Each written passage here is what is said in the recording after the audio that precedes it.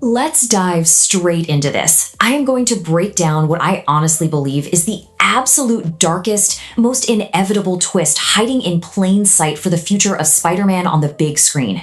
For a really long time, the theories surrounding Peter Parker's next chapter have heavily focused on who the big external villain is going to be, or how he's going to handle his new uncontrolled power level. But if we look closely at Marvel's cinematic history, they almost always choose the twists the audience expects the absolute least. They love to use their marketing to distract us with heavy CGI battles and legacy cameos, while the real psychological horror builds quietly right there in the background. And today, I am going to explain exactly how Peter Parker's ultimate, heartbreaking sacrifice at the end of No Way Home didn't just fail to protect his loved ones, it practically guarantees his very best friend's descent into villainy. We are going to deeply explore the terrifying psychological making of the Hobgoblin. I want you to think back to the devastating irony of this exact quote from No Way Home. It's a scene that sticks with you. When the alternate universe Spider-Men share the tragic stories of their best friends turning into their greatest enemies, Ned Leeds immediately turns to Peter and utters this line: "I promise I won't turn into a supervillain and try to kill you." On the surface, it's just a funny, lighthearted moment of reassurance between two best friends, right? But let me explain the terrifying catch here. Ned can only keep a promise if his brain actually remembers making it. And as we know, the spell cast by Doctor Strange at the very end of the film completely wiped Peter Parker from the world's memory, including Ned's. The entire foundation of this promise has been completely, surgically erased from his mind. And we know for a fact that visual breadcrumbs have been dropping right in front of our eyes for a while now. MCU wardrobe departments don't just pick outfits out of a catalog at random. They use intense color psychology. We've seen Ned deliberately styled in yellow and blue jackets that perfectly, and I mean perfectly, match the classic comic book color palette of the Hobgoblin. Plus, there's actual official, unused concept art from No Way Home that literally places Ned on a green goblin-style glider. These aren't just fun little Easter eggs or coincidences. They are highly calculated cinematic choices, planting the visual seeds that this Hobgoblin idea isn't just going to stay trapped in the comic book pages, it is a cinematic inevitability just waiting for the right psychological trigger. So let's deconstruct the spell and look at the mechanics of memory. To truly understand how this horrific transformation happens, we have to move past the superficial stuff and deeply analyze the mechanics of Doctor Strange's magic. What exactly did this spell do?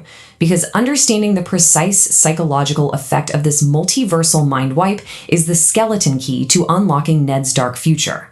The spell didn't just wave a magic wand and make everything perfectly fine. It left deep and visible scars. The absolutely crucial point here is that the human brain does not act like a computer hard drive. It doesn't have a clean delete function where data is simply wiped away without a single trace. Instead, what the spell actually did was force a massive, unnatural suppression of Peter's entire existence. The memories weren't cleanly destroyed, they were aggressively locked away or pushed incredibly deep into the subconscious. And when you forcefully rip out the emotional core of someone's life, their best friend, their shared traumas, their daily routines, you don't get a clean slate. You leave behind a profound, aching psychological void. And we actually already have proof of how clunky and physical this spell's aftermath truly is in a universe. The spell had to mask external physical evidence too. Think about the extended cuts of No Way Home, or even that fascinating deep-cut detail in Deadpool and Wolverine, where we see a photo of Peter but his face is conspicuously hidden or obscured by objects. The physical photos still exist in the world. The external databases still hold the files. The spell is essentially acting as a real-time sensor. It's an ongoing digital and mystical patch over reality that is constantly frantically working to block out Peter's face and name from the world's perception. It's this terrifying glitchy illusion desperately trying to cover up physical reality. Let me walk you step by step through what Ned and MJ are basically guaranteed to be experiencing right now. First, the spell created an enormous emotional void. Second, human subconscious minds are incredibly powerful, and their minds are actively detecting that missing puzzle piece. Imagine the pure psychological horror of sitting in your own living room, looking at an empty chair, and knowing deep down in your bones that a ghost is missing from it, but you just can't remember who. Finally, human psychology dictates that these suppressed feelings will inevitably bleed through. They are going to experience unexplainable emotions, incredibly intense dreams, and haunting waves of deja vu. They're going to feel a lingering familiarity with an entity they literally cannot name. Life might feel totally normal on the surface, but underneath, they are completely haunted by an emptiness they cannot explain. This brings us to a massive catalyst, Magic fueled by emotion. This is where we hit the most dangerous variable in this entire equation. It's one thing for a normal teenager to feel a psychological void. It is entirely another thing when that teenager possesses incredibly potent, raw, and completely untrained magical abilities. I want you to really think about this question for a second. What happens when a naturally gifted magical mind loses its most powerful emotional anchor? Magic in this universe isn't like Tony Stark's science, which is tied purely to intellect and cold logic.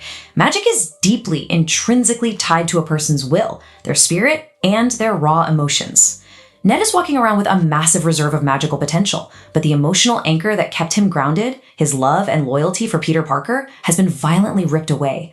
He is quite literally a magical ticking time bomb waiting for a spark. Let's look back at the actual evidence of just how incredibly powerful he is. Do you remember that Doctor Strange struggled immensely to open a portal when he first arrived at Kamatage?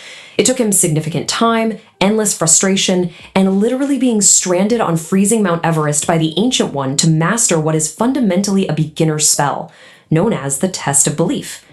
Now look at Ned. Without a single second of formal training, Ned casually puts on a sling ring in a living room, says he just wants to see Peter, and boom, he opens a portal. No sweat. His belief, and more importantly, his deep, genuine emotional concern for his best friend, was so incredibly high that it completely bypassed years of grueling mystical training. That is terrifying power. And this brilliantly illustrates how directly Ned's magic is linked to his emotions. As long as Peter was in his life, Ned was using that raw power to protect and help his friend. But now, Stranger's spell has removed Peter from his conscious brain entirely. That massive, swirling, emotional and magical energy still exists inside Ned, but it no longer has a target. It is going to instinctively seek a new outlet to fill that massive psychological void. His subconscious will desperately, clawingly try to fill the empty space where Peter used to be. And because his brain effectively deleted Peter, his subconscious is aggressively latching onto the only remaining context clue it has left in the real world, Spider-Man. Let's track how this shifts from a friendly fanboy to an obsessive investigator. This perfectly transitions into a chilling behavioral shift that we are already starting to see teased in the surrounding lore. This isn't just a sudden cartoonish flip from good guy to bad guy. It is a slow, methodical, and deeply disturbing psychological descent. Let me trace this out for you. Phase 1. Ned was proudly the guy in the chair. He was the eager sidekick, the tech support, the loyal confidant. Then the spell hits, dropping him right into Phase 2. Experiencing the emotional void. He feels that something is drastically, fundamentally wrong with his memory. Finally, this morphs into Phase 3. Without Peter to ground him, he projects all that confused emotional energy onto the only remaining link, Spider-Man. He completely shifts from being Spider-Man's greatest ally to treating him like a dark, agonizing mystery that must be violently solved. We are actually seeing this manifest in the viral Spidey tracker site on promotional materials, where Ned is shown standing in front of a massive corkboard, mapping out Spider-Man's every move. Let's really dive into the creepy specifics of this. He is meticulously cataloging Spider-Man's fights. He is calculating his exact age, trying to deduce his ethnicity based on height and build, and even meticulously analyzing his accent. If you are a movie fan, you immediately recognize the classic cinematic trope of the obsessive crazy wall covered with red string. Emphasize this in your mind. In cinema, this visual always precedes a massive villainous mental break. This isn't just innocent fandom anymore. This is borderline stalking. His subconscious is screaming at him that Spider-Man is the key to his missing memories. Eventually, that obsessive tracking is going to twist into a terrifying thought. What if Spider-Man is the one responsible for stealing my past? What we are witnessing here is a classic, deeply tragic psychological phenomenon. I like to call it the syndrome effect, drawing a direct comparison to the villain Syndrome from Pixar's The Incredibles. Think about it. Syndrome was a brilliant, obsessive kid whose sheer admiration and unreciprocated obsession mutated into a toxic, hero-killing resentment the moment he felt rejected. Ned is on that exact same terrifying trajectory. The friendly, lovable fanboy is slowly mutating into an obsessive threat, perfectly setting the stage for a catastrophic break from reality. And that leads us to the fractured mind and tearing the multiversal patch. So what happens when this obsessive, magically gifted kid realizes that conventional science, tech, and tracking just can't solve the agonizing mystery inside his head? he is going to turn to magic. And that brings us to the absolutely horrific consequences of tampering with a spell originally cast by the Sorcerer Supreme. We are entering the dark territory of a completely fractured mind. Step 1. Ned, absolutely desperate for answers, seeks out magic, maybe raiding the Sanctum, tracking down a black market relic dealer, or uncovering forbidden spells. Step 2. By using his raw, untrained magic to forcefully dig into his own suppressed memories, he inadvertently begins tearing at Doctor Strange's colossal multiversal patch. Step 3 is pure catastrophe. If an inexperienced, emotionally unstable sorcerer messes with a spell of that massive multiversal magnitude, the memories won't just come back cleanly. Instead, fragmented realities, scattered emotions, and broken timelines will violently flood his mind, quite literally frying his neural pathways and violently ripping his sanity apart. And right here is where the theory gets genuinely terrifying. When that multiversal patch tears, what if it's not just Ned's memories that come flooding back in? What if tampering with the spell actually causes the memories and the deeply twisted persona of an alternate universe hobgoblin to bleed directly into Ned's consciousness? The comic books actually have an incredibly deep, wild history of the Goblin legacy, involving demons, magic, and psychological possession, like in the classic Inferno storyline, where the Hobgoblin is literally possessed by a demon. So this grounds our theory perfectly in the source material. It could create a horrific Norman Osborn-style split personality living inside Ned. By day, he's the sweet, confused kid we all know and love, but by night, he is a rage-fueled, magically enhanced Hobgoblin who purely, violently despises Spider-Man. But let's look at the puppeteers in the shadows. Because Ned might not actually make this dark journey entirely on his own. The universe is currently filled with external threats lurking in the shadows, villains who are perfectly positioned to weaponize a vulnerable, emotionally fractured kid with staggering raw magical talent. First up, we have Baron Mordo. Remember, at the end of the first Doctor Strange movie, Mordo went on a ruthless crusade to rid the world of what he called too many sorcerers. Well, in the comic book lore, Ned actually becomes an apprentice to Mordo. The cinematic Mordo is currently out there hunting rogue magic users, but consider the incredible hypocrisy of his character. If he detects a raw, unprotected, and incredibly powerful sorcerer like Ned fumbling around with dangerous, reality-altering spells, Mordo wouldn't just kill him. No, he would swoop in, heavily manipulate him, and exploit all that confusion, happily turning Ned into a blunt, magical instrument to achieve his own twisted, self-righteous goals. Alternatively, we have a very compelling technological and biological route. Let's talk about the Jackal. He's a classic Spider-Man villain heavily rumored to be the mastermind behind some upcoming storylines.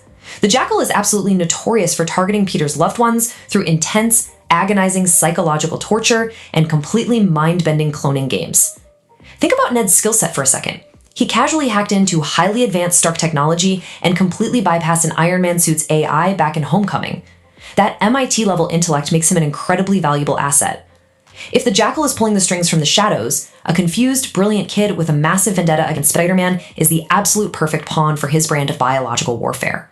He would psychologically twist Ned's mind until there was nothing left of his friend but the Hobgoblin. Finally, we reach the ultimate tragic choice. All of this incredible lore, the untapped magic, the obsessive stalking, the hidden villains, it all culminates in the most emotionally devastating cinematic climax imaginable. We have to look at this not just from Ned's warped perspective, but from Peter Parker's. Think back to that quiet, heartbreaking cinematic moment at the very end of No Way Home. Peter is standing in the donut shop, looking at Ned, holding his script, and he just chooses to walk away. Peter gave up everything. He let his entire identity be erased from the cosmos just to ensure that his friends would be safe from the endless dangers of his superhero life. But the devastating irony of this whole thing is that the very sacrifice designed to save Ned is exactly what doomed him. By stepping out of Ned's life and leaving that massive, unfillable emotional void, Peter inadvertently created the exact psychological conditions for the Hobgoblin to rise. Imagine the sheer, unadulterated horror Peter will feel when he finally knocks off the Hobgoblin's mask in a fight, only to realize the monster trying to kill him is his best friend. A monster entirely created by Peter's own selfless choice. And that leaves us with the ultimate, deeply provocative question that is going to define this entire next era of Spider-Man. When Peter finally faces this nightmarish reality, what does he do? Does he break the strict rules of Doctor Strange's spell, revealing his deepest secret and risking everything to try and restore Ned's memories to save his friend's soul? Or will his overwhelming fear of causing another multiversal collapse force him to keep his silence, thereby pushing Ned Leeds into permanent, irredeemable darkness? It is a brilliant psychological horror story just waiting to unfold, and I, for one, absolutely cannot wait to see how this tragic inevitability plays out on the big screen.